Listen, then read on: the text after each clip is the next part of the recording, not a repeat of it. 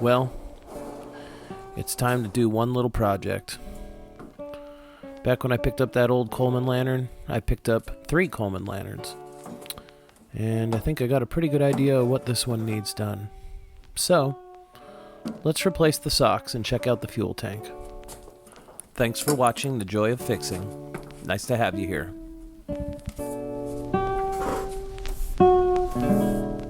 First, let's go ahead and clean up that workbench.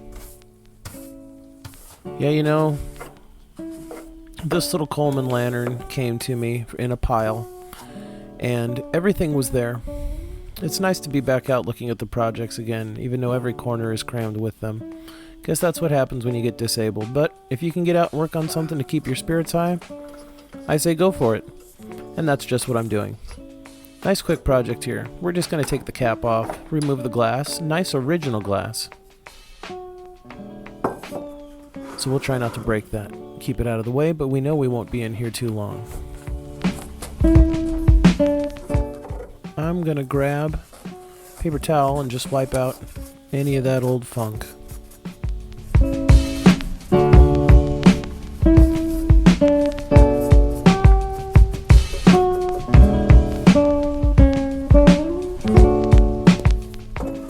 Now, as you can see, these little socks are roasted, and these are the wire twist-on type, not just the tie-on with a string type.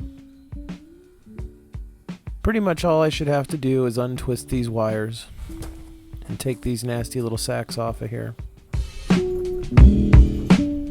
You can see they've pretty much gone to ash, although they do that pretty quickly after you install them. Point is, they've been sitting around unused, getting knocked around. They've completely ashed out. They're no longer able to run this lantern.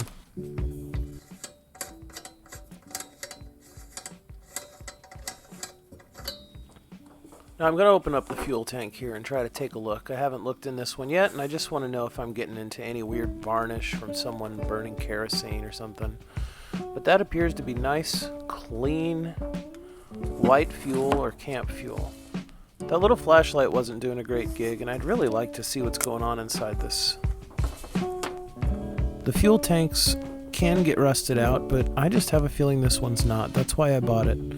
So I'm going to hook up this little ottoscope and take a peek in here. This really has become a favorite tool for me. I get to see all sorts of stuff instead of just wondering or trying to stick a flashlight in a hole and not getting a great view. Wow. It's like those videos, like the Action Adventure Twins going into a cave, just seeing some weird place that nobody gets to look. Now this all looks pretty good. Really clean on the inside of this tank. I mean, it's not perfect, but it's not bad. I'm not even going to worry about that at all. I'm going to just put good clean fuel in it and keep going with whatever it's got going. I can shut this little guy off. And let's get those fresh new socks out after all. Go ahead and slide that collar of that sock right up over between the 2 ridges, and I'm going to roll those wires over and twist them. Now, if these are the string tie type, you're going to be tying yourself some nice little double knots. I assure you the string ones hold on fantastically easy. This is just if you don't want to deal with tying the knot. Let's try to get a shot of this one on there. We're going to spread that open and get it up over that little nozzle there. And now we're attached to the fuel and air mixture chamber up top. Those little socks are attached to the outlet for the gas, or perhaps this is the mantle, I can't remember. Anyway, a nice screened fuel filter. Make sure we're not putting anything new and funky into that can. And I'll try to pour left-handed just so you can see it. Not spilling any, lucky me, but wipe up just for good measure and make sure your hands are dry. Put that cap back on.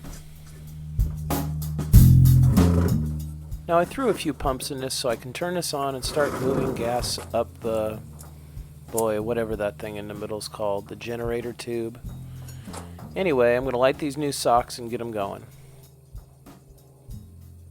Now, I have had an issue with this lantern that I've noticed, and it doesn't feel like I'm building up a ton of pressure.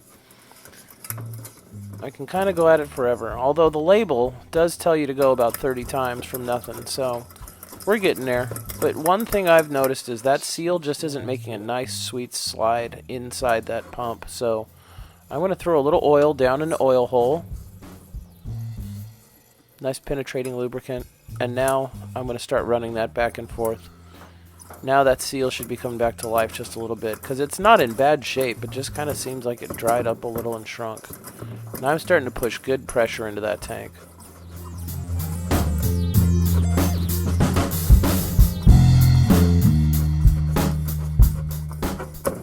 Now those socks are just up there burning without really any gas going through them. The sock is just igniting and turning to ash, and I probably shouldn't even be pumping like this, but that's okay. It's still holding up and breaking in. Let's turn that gas on. And let's light those socks. There she is. Let's see if those socks are valid or not.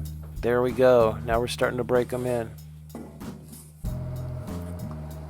Now, that's burning right now. And if you turn it up, you can see just how bright these get. They only get brighter as you break them in.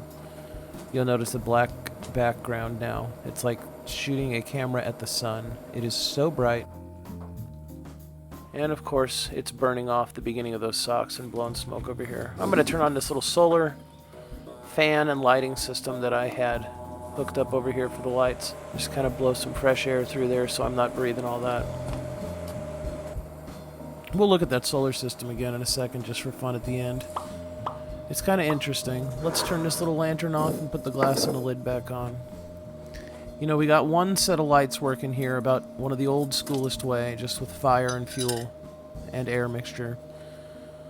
With the solar off-grid system, we're completely remote and away from power access as well. We're using the sun and the batteries and the charge controllers and, of course, appropriately sized lightings and whatnot. So it's very interesting, both of these ways that we've made light today.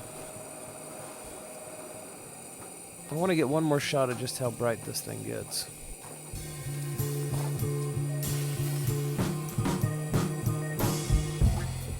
Pretty amazingly bright. Not great to stare directly at. Let me give you a nice little moment alone with the lamp, just because it's one of the greatest sounds.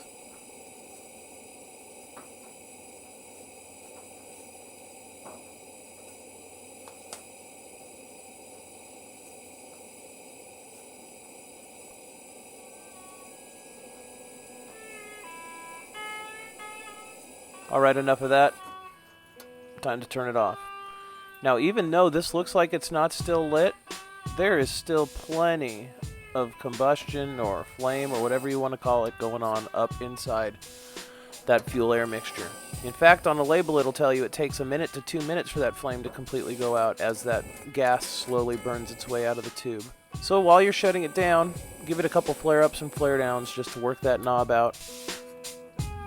Not necessary every time, but especially maybe right when you put fuel in it, and just give it a nice clean first run.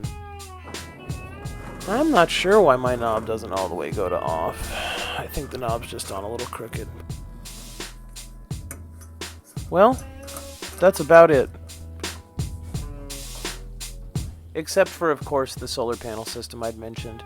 These are just 2 little 100-watt panels I came across and put some wheels on. I put them in parallel. Each is 100 watts, probably putting out a couple amps, so between the two it's going to be putting out a nice little charge for these batteries that I have in the garage. These are fine. I typically use larger panels, but I came across these and I just slapped them together for the sake of having lighting and a place to charge a phone on the rare occasions I come down to the shop. Lantern's about cool. Probably time to just turn the lights off and start shutting the garage down. Yeah. Make sure everything's locked up. Guys, I'd appreciate one more time if I could ask you to subscribe. Hit the notification bell if you want to know when I'm putting out new content. And of course, feel free to give it a like, and I'd love to see a comment.